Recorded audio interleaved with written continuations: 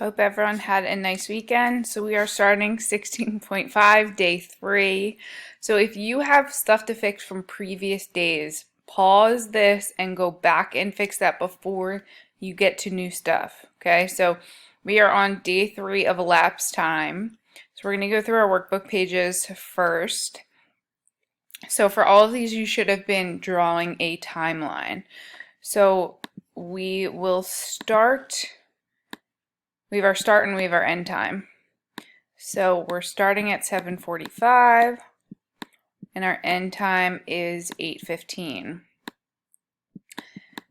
Now you want to pay attention that we're going from PM to PM, so there's no change there. So we're going to go to the next solid hour after 7:45, which is 8 o'clock. So for this jump, we need to think how much time passes from 7:45 to 8 o'clock, and that is 15 minutes. And then we want to look at our end time, and we're right there, so we can do one final jump of 15 minutes to get a final answer for this one of 15 plus 15 gives us 30 minutes.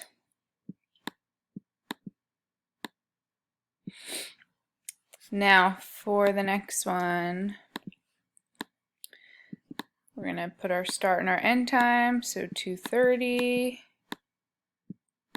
to 4:50.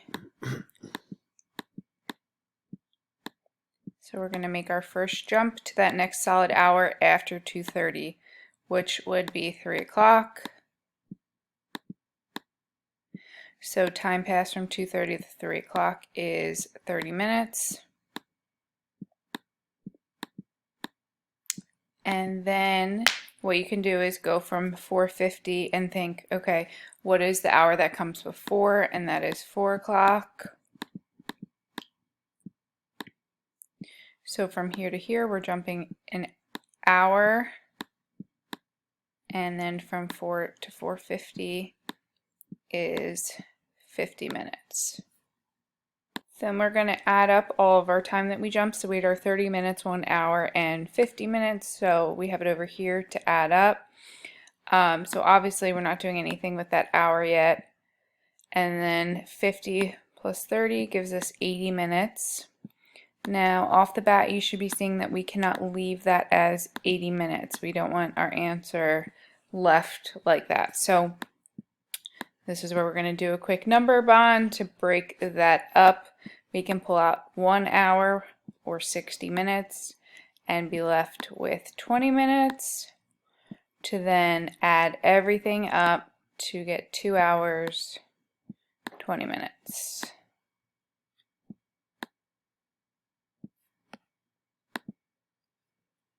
Alright, so for number 9, timeline. So we're thinking first hour, that comes after 7:45, and that will be our first jump. So we will be jumping 15 minutes here. And then we can take a look at our end time here, which is 9:50. So we're going to go to the previous hour here, which is 9 o'clock. And the amount of time there is 50 minutes. And then we have to finish up that last jump in the middle, which is 1 hour. And then we need to add them all up. So we're going to do 1 hour plus 50 minutes plus 15 minutes. So we don't have any hours to add to this right now, but then we'll do our 50 plus 15 to get 65 minutes. Now again, if it's 60 minutes or over, you should see that we need to convert some hours or minutes to hours. So we're going to take 1 hour from here and be left with 5 minutes. And then we can't forget about this hour, so we're going to put it all together to get a final answer of 2 hours and 5 minutes. Now for the next one, so we're going 11:30 p.m. to 2:10 a.m. So pay attention there when it is changing from PM to AM or AM to PM. So our first jump is going to be to the solid hour after 11:30, which would be 12. So this jump would be a total of 30 minutes.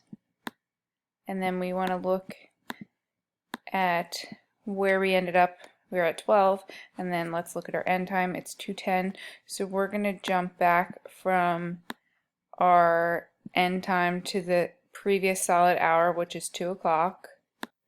So this is a total of 10 minutes, and then we'll fill in our jump here. 12 o'clock to 2 is 2 hours, and then we're going to add it all up. We have 2 hours, 30 minutes, and 10 minutes to get a final answer of 2 hours, 40 minutes. And since our minutes is under 60, we don't have to do any converting here. Now for the last one, we have a start time of 11:25 a.m. Now again, this one's going from AM to PM, so make sure you're paying attention to that. So our first jump is going to be to that first solid hour after 11:25, which is 12 o'clock. From 11:25 to 12 o'clock is a 35-minute jump. And then let's look at our end time. We're going to jump back to that previous solid hour, which would be 3 o'clock. So this is a 10-minute jump, and then we can do our final jump from 12 to 3, which is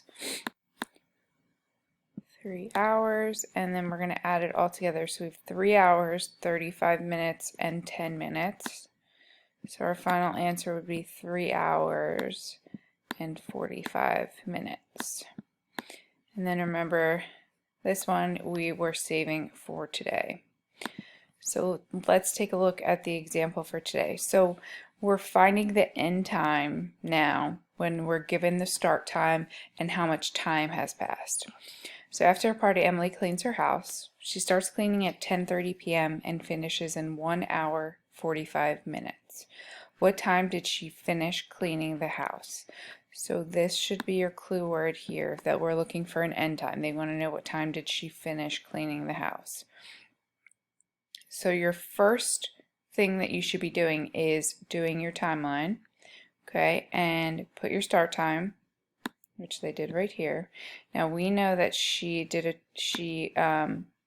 cleaned for a total of 1 hour 45 minutes. So here's our start time.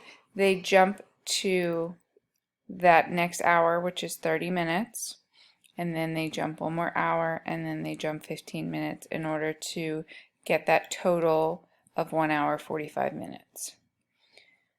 So this is the thought process that they have you going through. So 30 minutes after 10:30 p.m. is 11 p.m.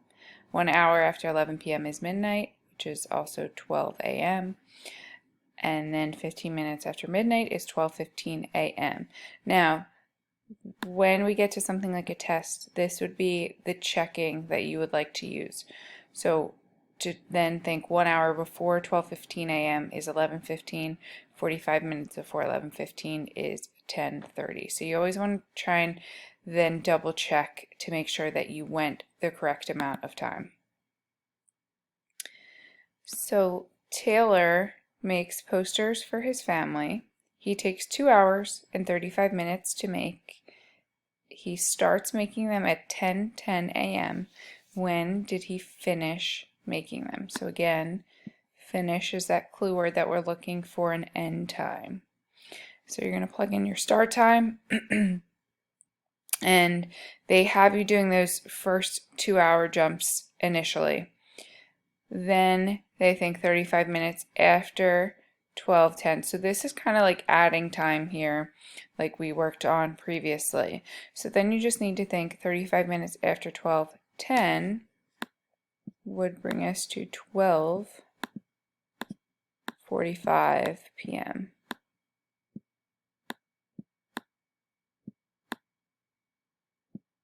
And make sure when we are doing this now, if they're asking for a time, you want to always be including AM or PM.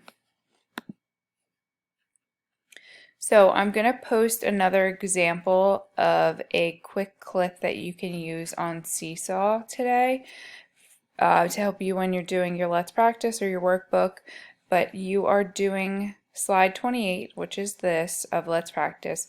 It's 9 through 11, and then you're raising your hand when you finish on this slide and doing workbook pages 156 and 157. Now, we started 156 on Friday, so you're just finishing up the rest of that page.